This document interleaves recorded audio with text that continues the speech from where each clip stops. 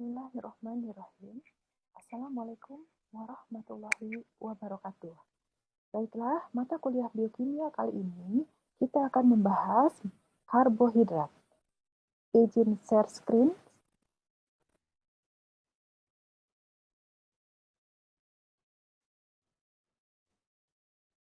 Karbohidrat. Tujuan membahas karbohidrat kali ini adalah memahami pengertian dan fungsi karbohidrat kaitannya dengan kehidupan manusia. Kedua, menganalisis struktur dan konfigurasi karbohidrat serta sifat optik yang berkaitan dengan struktur tersebut.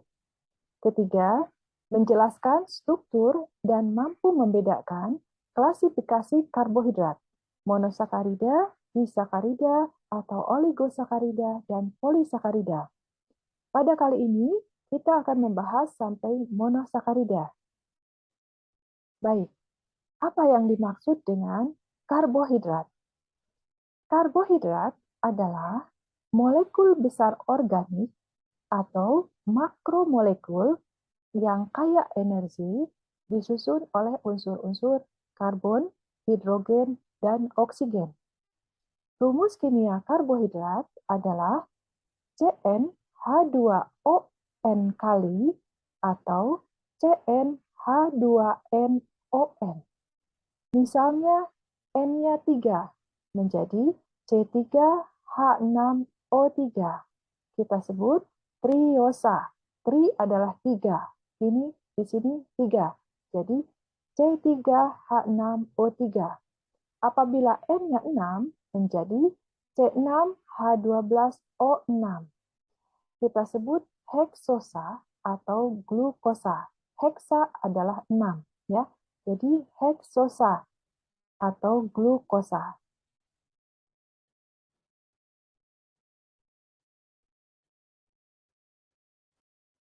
Nah, karbohidrat tersusun dari apa? Ternyata karbohidrat tersusun sebagai polihidroksialdehid atau polihidroksiketon.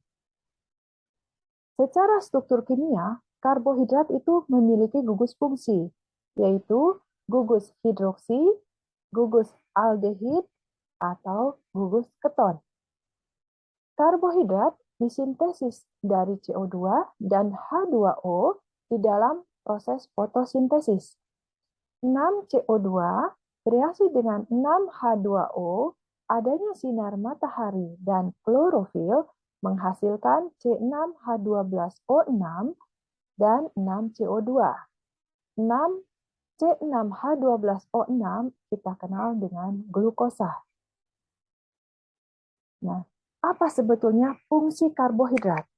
Fungsi karbohidrat adalah satu, sebagai sumber utama energi, kedua, berfungsi di dalam proses pembentukan asam piruvat melalui proses metabolisme karbohidrat, ketiga, elemen struktural pada dinding sel tanaman, bakteri, dan eksoskeleton arthropoda. Yang digunakan di sini adalah polisakarida, contohnya kitin, kitosan, dan sebagainya. Keempat, bagian dari kerangka struktural pembentuk RNA dan DNA, yaitu gula ribosa dan deoksiribosa. Nah, fungsi karbohidrat yang lain adalah sebagai pelumas sendi kerangka, perekat antar sel, dan sifat mempunyai kekhususan antar permukaan sel. Kelima, yaitu mempunyai fungsi identitas sel, berikatan dengan protein atau lipid. Fungsinya dia sebagai proses pengenalan antar sel. Nah, klasifikasi karbohidrat. Karbohidrat diklasifikasikan berdasarkan jumlah unit gula di dalam rantai, berdasarkan lokasi gugus CO, dan berdasarkan jumlah atom karbon di dalam rantai. 1. Berdasarkan jumlah unit gula di dalam rantai, itu digolongkan menjadi monosakarida, disakarida, oligosakarida, dan polisakarida. Monosakarida ini terdiri atas satu unit gula. Mono artinya satu, sakarida artinya gula. Jadi terdiri atas satu unit gula. Disakarida, di itu adalah dua, sakarida adalah gula. Jadi terdiri atas dua unit gula. Oligosakarida terdiri atas 3-10 unit gula. Sedangkan polisakarida terdiri atas lebih dari 10 unit gula. Klasifikasi karbohidrat yang kedua berdasarkan lokasi gugus CO, yaitu aldosa dan ketosa. Aldosa artinya mengandung gugus aldehid. Ketosa artinya mengandung gugus keton. Ketiga, klasifikasi karbohidrat berdasarkan jumlah atom karbon dalam rantai. Triosa, tetrosa, pentosa, dan heksosa. Triosa artinya tersusun atas 3 atom C. Tetrosa tersusun atas 4 atom C. Pentosa tersusun atas 5 atom C. Dan heksosa tersusun atas 6 atom C. Nah, secara garis besar kita lihat klasifikasi karbohidrat. Monosakarida yaitu satu unit gula, tersusun dari satu unit gula atau satu sakarida. Mengandung gugus aldehid, yaitu aldosa. Contohnya aldopentosa, berarti penta adalah 5. 5 atom C. Contoh 5 atom C yang mengandung gugus aldehid.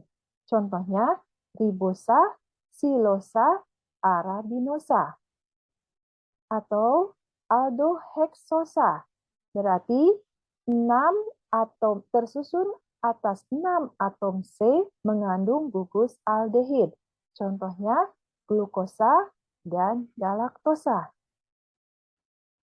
Yang kedua adalah disakarida, atau tersusun dari 2 unit gula atau 2 sakarida.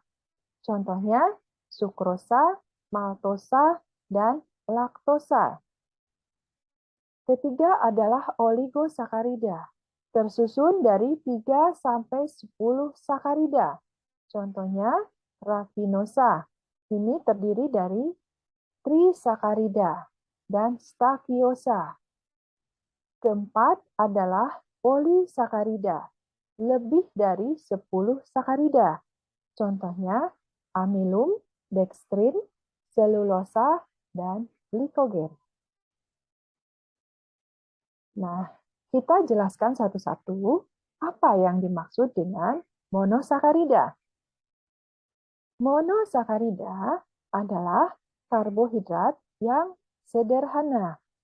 Molekulnya hanya tersusun dari beberapa atom karbon saja. Tidak dapat dihidrolisis menjadi bentuk lebih sederhana lagi. Umumnya, monosakarida disusun oleh 3-8 atom karbon. Rumus umumnya CnH2nOn. Apabila N-nya 3, C3H6O3, yaitu triosa. Namanya triosa. Kalau 4, C4H8O4, tetrosa, dan seterusnya. Jika kita lihat dari unit polisakarida, ini adalah polisakarida, tersusun dari subunit glukosa, subunit gula, ya, subunit gula atau monosakarida. Jika dihidrolisis akan menghasilkan X monosakarida. Nah, monosakarida berdasarkan gugus fungsi terdapat dalam bentuk aldosa dan ketosa. Aldosa itu monosakarida yang mengandung satu gugus aldehid. Contohnya gliseraldehid. Ketosa monosakarida mengandung satu gugus keton. Contohnya dihidroksiaseton. Kita lihat di sini adalah gliseraldehid, berarti dia monosakarida mengandung gugus aldehid terdiri dari 3 atom karbon. Sedangkan dihidroksiaseton yaitu mengandung gugus keton terdiri dari 3 atom karbon. Monosakarida berdasarkan jumlah atom karbon, yaitu kita lihat jumlah atom karbonnya 3, namanya triosa. Rumusnya, rumus kimianya C3H6O3. Contohnya adalah gliserosa atau gliseraldehid. Berarti mempunyai gugus aldehid atau disebut aldosa. Dinamakan gulanya adalah aldotriosa. Sedangkan dihidroksiaseton mempunyai gugus keton atau ketosa. Dinamakan gulanya adalah ketotriosa dan seterusnya. Monosakarida yang penting di dalam kehidupan yaitu pentosa dan heksosa. Baik, kita jabarkan satu-satu. Apa yang dimaksud dengan glukosa? Ya, di dalam tubuh, glukosa ini dihasilkan oleh pencernaan disakarida dan polisakarida. Karena hanya glukosa yang ditemukan di dalam plasma darah dan sel darah merah, maka glukosa disebut sebagai gula darah. Nah, glukosa yang terdapat di dalam darah berasal dari hasil pemecahan glikogen. Glikogen yaitu sebagai cadangan karbohidrat yang terdapat dalam jaringan hati dan otot, atau dari pangan yang dikonsumsi atau sebagai hasil pemecahan karbohidrat yang lebih kompleks. Jadi, glukosa darah ini kita lihat secara struktur kimianya, D-glukosa atau aldehid alipatik dengan 6 atom C. 5 diantaranya, 1, 2, 3, 4, 5, memiliki gugus OH yang sebagai pusat kiral. Dari C2 sampai C5, itu pusat kiral. Jadi, glukosa ini boleh dikatakan sebagai aldoheksosa, karena dapat memutar cahaya terpolarisasi ke arah kanan, mempunyai nama umumnya adalah dekstrosa. OH di bawah, kita lihat ini, OH di bawah adalah namanya alfa D-glukosa, posisi OH di atas namanya beta D-glukosa. Nah, tadi dikatakan bahwa glukosa darah itu dalam keadaan normal sekitar 80 sampai 100 mg per 100 ml darah. Kadar ini biasanya meningkat setelah makan, kemudian akan menurun secara perlahan mencapai kadar pada waktu puasa yang biasanya. Nah, kadar gula darah melebihi normal itu 160 mg per 100 ml darah, itu dikatakan hiperglikemia. Sedangkan kebalikannya, kadar gula darah lebih rendah dari 60 mg per 100 ml darah disebut hipoglikemi. Nah, glukosa ini terdapat di alam dalam buah-buahan, tetes tebu, sirup jagung, madu, dan sayur-sayuran. Oke, selanjutnya adalah fruktosa. Apa yang dimaksud dengan fruktosa? Fruktosa adalah suatu gula heksosa atau ketoheksosa. Berarti heksosa C-nya 6 mengandung gugus keton. Ya. Sifatnya dapat memutar cahaya ke arah kiri. Bentuk cincin disebut puranosa. Jadi kita perhatikan bahwa fruktosa mengalami siklisasi membentuk struktur cincin, yaitu alfa D fruktosa. Karena kenapa alfa? Karena posisi OH ada di bawah, ya, atau namanya alfa D fruktopuranosa.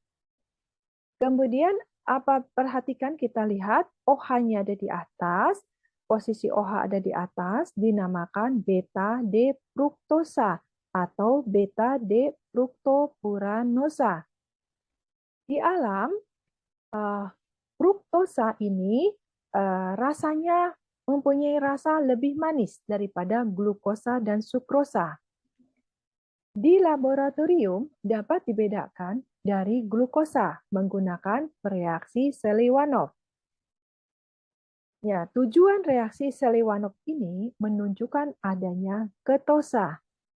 Nanti bisa dilihat fruktosa akan dirubah menjadi hidroksimetil purpural bereaksi dengan resorcinol menghasilkan suatu senyawa berwarna merah. Selanjutnya, galaktosa. Apa yang dimaksud dengan galaktosa? Galaktosa itu tidak dapat dijumpai dalam bentuk bebas di alam, seperti halnya glukosa dan fruktosa. Tetapi galaktosa dihasilkan dalam tubuh selama berlangsungnya proses pencernaan laktosa. Perhatikan bahwa galaktosa mengalami siklisasi membentuk struktur cincin. Nah, yang ini adalah galaktosa alfa D galaktosa karena OH-nya ada di posisi bawah atau namanya alfa D galaktopiranosa. Apabila OH ada posisi di atas, namanya beta D galaktosa atau beta D galaktopiranosa. Ini adalah D galaktosa. Nah, galaktosa bagian dari disakarida laktosa. Ya, galaktosa dengan glukosa akan membentuk laktosa. Nah, secara struktur D-glukosa dan D-galaktosa adalah epimer.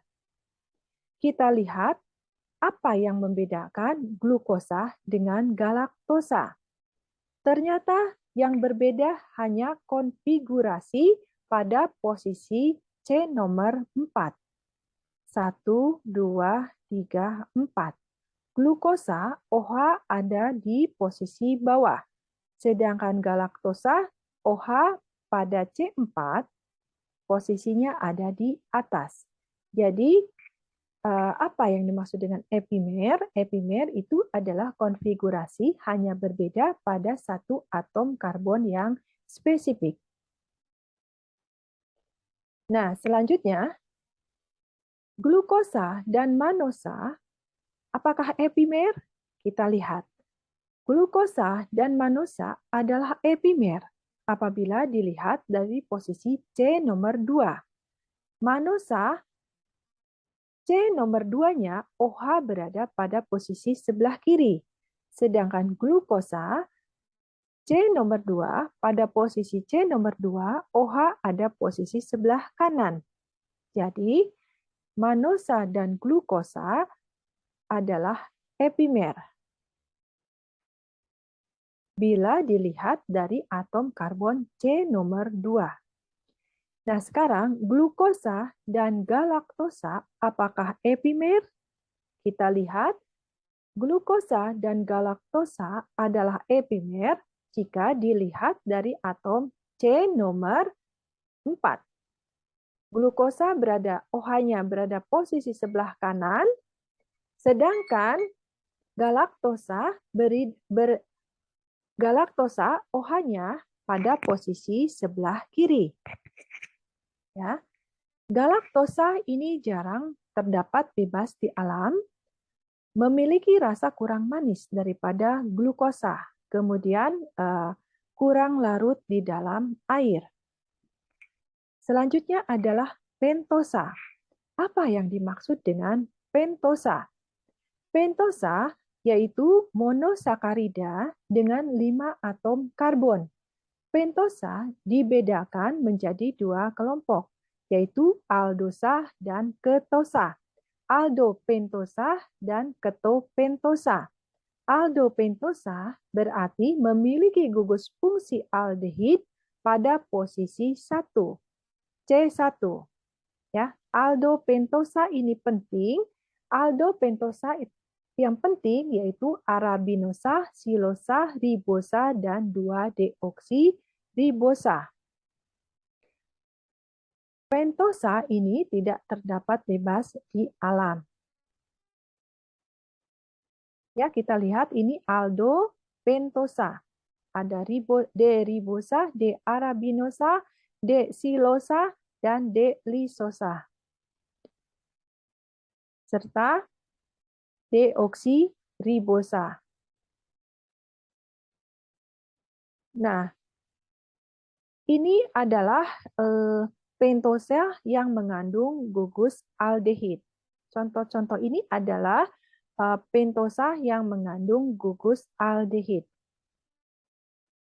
Selanjutnya, pentosa yang mengandung keton atau gugus keton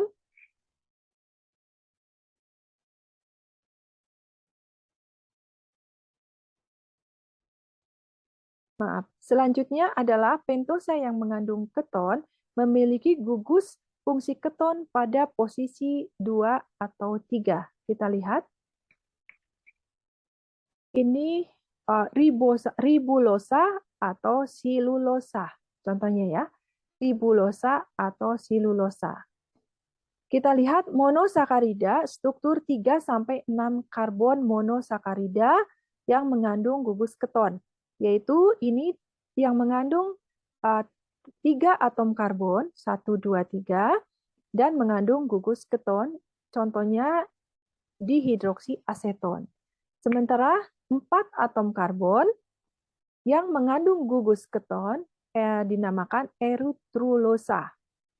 Ya.